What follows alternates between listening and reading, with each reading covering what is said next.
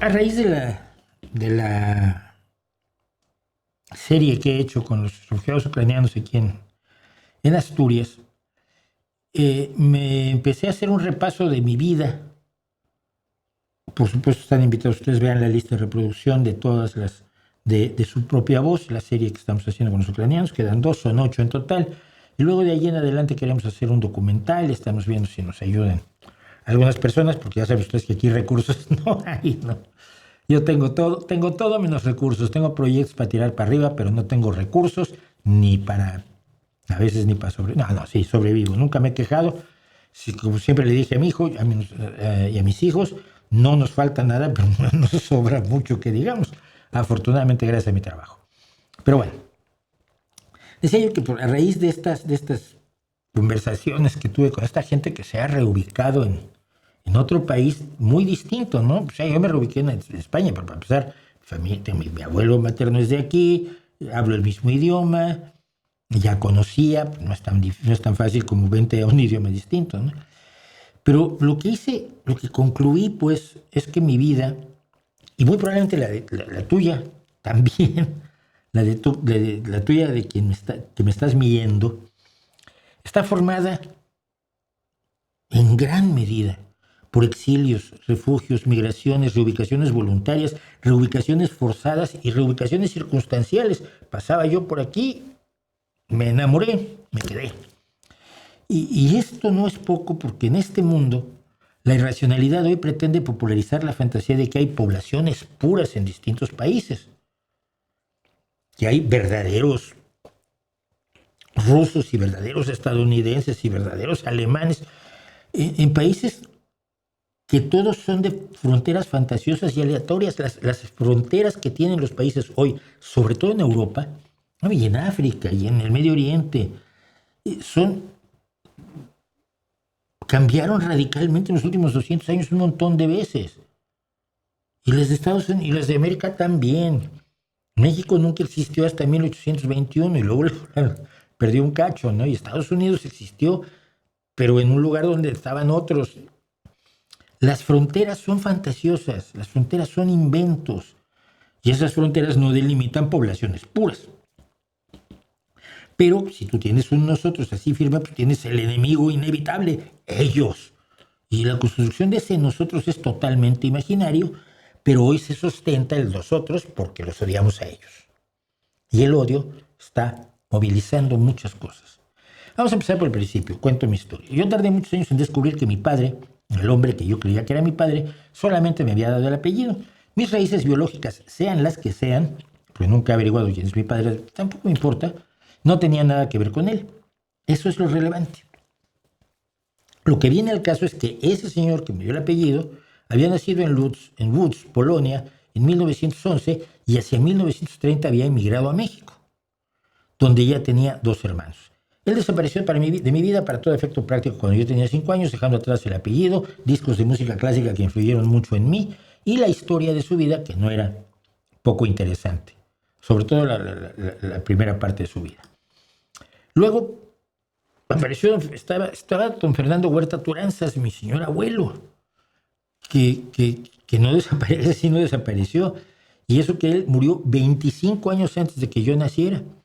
Pero su personalidad dejó en la familia una honda huella de la que ya he hablado ampliamente. Mis hijas, que vienen siendo sus bisnietas, lo tienen muy presente, quién era, lo que hacía, cómo lo hacía y quién fue. Un asturiano nacido de una familia de labradores, así lo dice su acta de nacimiento, su fe de bautismo más bien que tengo yo. El padre de oficio labrador y la mujer sus labores. Un asturiano nacido en el Consejo de Llanes en 1870 y emigrado cuando tenía unos 20 años a México, de donde ya nunca saldría. Fue, por cierto, tesorero fundador del Centro Asturiano de México. La escuela privada en la que esforzadamente, con un esfuerzo enorme, mi madre me mantuvo desde preescolar, sobre todo porque querían que aprendiera yo inglés, lo cual agradezco porque todavía vivo de ello, y vivo de ese idioma. La escuela privada en la que me metieron fue el Colegio Columbia de la Ciudad de México, fundado en 1938 por Henry L. Kane, un educador de Luisiana que se había reubicado en México 12 años antes, en el 26. Y allí tuve profesores estadounidenses como Mildred Rowland y otros varios que se habían expatriado por distintos motivos y estaban allí, me estaban enseñando inglés. Pues mira tú qué bien. Además me vi rodeado de hijos de otros exilios. Chicos y chicas judíos cuyos padres o abuelos habían escapado del holocausto nazi, también hijos y nietos de las diversas migraciones libanesas desde el fin del Imperio Romano. Estaban también los hijos y nietos del exilio español de la Guerra Civil, que tuvieron un enorme peso en mi vida. Las migraciones se hacían presentes en la cultura popular, con el caso de, no sé, actores de origen libanés como Mauricio Férez Yazbek, conocido como Mauricio Garcés. Me dio una mala vida este señor, porque claro, todos decían que te llamabas Mauricio. ¡Ay, Mauricio Garcés! Decía todo el mundo. Al menos no decían Férez Yazbek. Sara Matuk, el comediante Gaspar Enaine, cuyo apodo era Capulina, que era también libanés, o Salma Hayek, ustedes seguramente la conocen.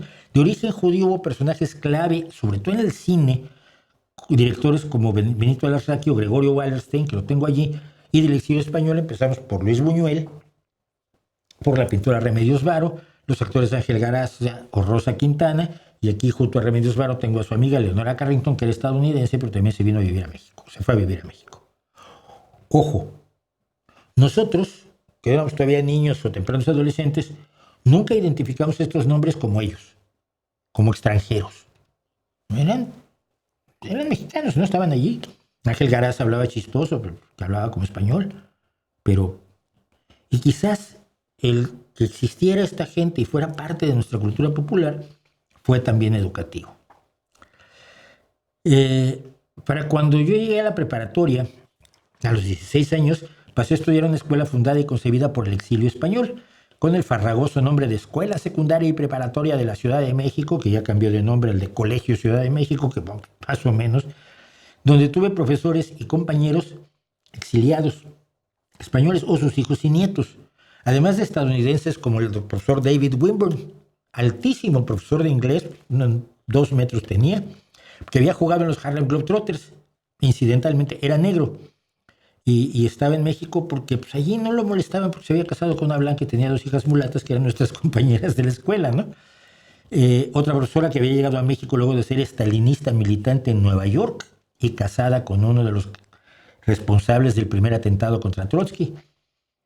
Y me rodearon sobre todo exiliados españoles, algunos de los cuales siguen siendo mis amigos, pero 2 de mis mejores amigos eran de familia alemana y otros varios eran de antecedentes judíos y libaneses. Me acuerdo en la guerra del 73 que un amigo mío libanés y otro amigo mío judío se dejaron de hablar, eran muy amigos ellos, pero como había guerra en el 73 en el Medio Oriente, se dejaron de hablar y yo los llamé a los 2, Jack y Ramis, por mi madre, que se llamaban así, Jack el judío y Ramis el libanés, católicos libaneses, y no doy los apellidos por pudor. Y les dije, son gilipollas ustedes. No les dije eso, les dije, son pendejos porque estábamos en México. No bien salía yo a la universidad cuando los exilios chileno y argentino, 73, 74, incidieron en la vida de México y en la mía. Ya como parte del mundillo literario y periodístico en el que estaba yo, tuve contacto y amistad y aventuras con los nuevos exilios sudamericanos, compañeros de trabajo chilenos, argentinos, uruguayos, panameños, nicaragüenses, guatemaltecos y cubanos. Y en las siguientes décadas, conforme seguía yo escribiendo libros, pues el sistema se mantuvo. Una vasta mexicanidad salpimentada con gente de diversos orígenes, porque además se me ha olvidado mencionar a chinos, y tengo muy buenos amigos, el chino Chavarría, el chino Chen, el chino Puon, algún británico, 2 mínimas de italianos y suizos, pero allí estaban, los suizos tienen hasta un club en la Ciudad de México. Las dictaduras finalmente caían. Algunos de ellos volvían a España o Argentina y descubrían que ya no encajaban allí, porque sus países habían tomado un camino y ellos en sus exilios pues, habían tomado otro radicalmente distinto.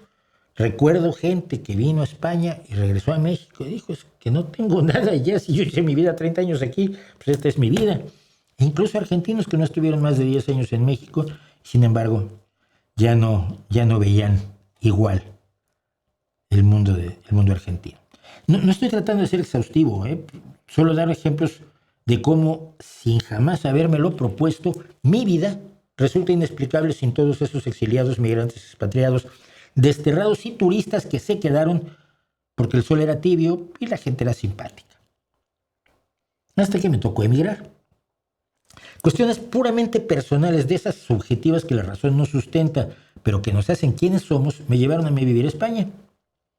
Y aquí descubrí asombrado que las cosas eran iguales. Ok, hay menos judíos y libaneses, pero hay senegaleses y palestinos. A falta de argentinos y chilenos abundan los ecuatorianos, venezolanos y colombianos. Hay numerosos chinos y hasta mexicanos que tienen restaurantes a donde yo voy a comer enchiladas verdes. Mexicanos que se han vuelto emigrantes y aportan lo suyo. Tengo una sobrina nacida en Haití que estudia en el Reino Unido, un hijo nacido en Paraguay, conocidos cubanos, amigos con hijos adoptivos rusos. Me trata un excelente médico colombiano en la sanidad pública española. Visito con frecuencia el restaurante de un italiano que hace pasta fresca, Aldo querido. Hay una mujer venezolana que nos ayuda en casa. Y en mi ciudad de Gijón, pues los 500 refugiados ucranianos de los que hemos hablado y que son a quienes he estado entrevistando. Todo ello sin contar aquí a quienes han nacido en la Unión Europea y tienen libre tránsito y pueden trabajar en cualquier país de la Unión, lo que hace que los flujos sean mucho más ágiles, porque aquí hay rumanos, y hay franceses, y hay italianos, y hay gente de los Países Bajos, porque no hay fronteras, puedes pasar. Y ni siquiera he hablado de las migraciones futbolísticas, por decir algo, o en los deportes en general, donde los movimientos son continuos, ¿no? Aquí vino el Cholo a jugar al Atlético de Madrid y lleva, creo que 14 años como su entrenador. El buen Cholo. Aquí hay o gente, hijos de inmigrantes, como Lamine Yamal, el mejor jugador probablemente que hay en este momento en España, en el Barcelona, hijo de inmigrantes marroquíes, o Awa Fam, hija de inmigrantes senegaleses, una de las primeras españolas hechas en el baloncesto español, que ha sido tomada por un equipo estadounidense en el draft de la NBA femenina hace una semanita o dos. Mis hijas mayores, por su parte, emigraron a Canadá, donde tienen trabajo, familia, proyectos, la nacionalidad canadiense, y de momento tengo 2 nietas medio serbias. Con toda esta experiencia, en mi ciudad, las personas que no han nacido en la comunidad europea son apenas el 7% de la población. En España son alrededor del 10%.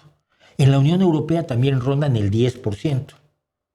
Esto está muy lejos de la invasión y el peligro de reemplazo que difunden los profesionales del odio envalentonados en estos tiempos opacos.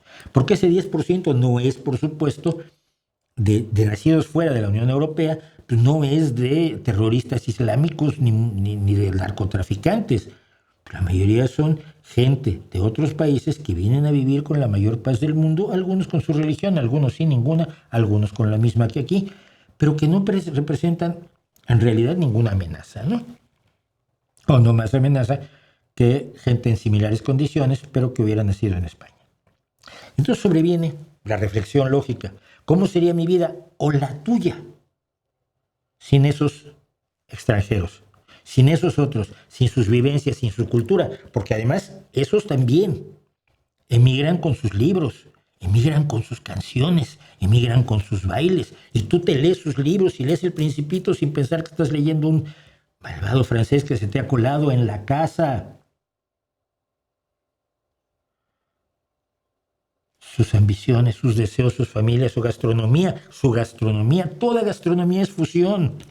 Hoy en día, sus bordados, sus cuentos, sus canciones, sus opiniones diversas, su forma de caminar, su forma de educar a sus hijos o a sus alumnos, que pueden ser tus hijos.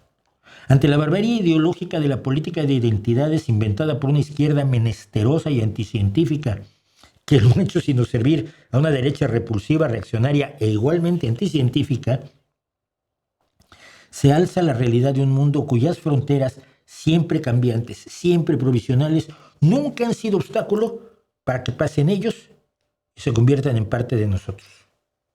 Desde la América encontrada y poblada por asiáticos que acaso seguían a sus presas, asiáticos que a su vez, como los europeos, venían desde África, imagínate tú, hasta la España diversa, celta, íbera, fenicia, cartaginesa, griega, musulmana, romana, visigótica y de otras raíces que se extienden por buena parte del mundo, la identidad étnica, la identidad cultural, la identidad que los imbéciles llaman racial, es una fantasía fácilmente refutable. Basta ver la realidad histórica y la realidad cotidiana hoy, en un mundo en constante transformación, donde quienes buscan levantar muros acaban presos de ellos. Y quienes entienden que todos somos los mismos y que no hay ellos, son los que van a heredar este planeta y acabarán escribiendo el triunfo de los suyos, de su especie, la humana.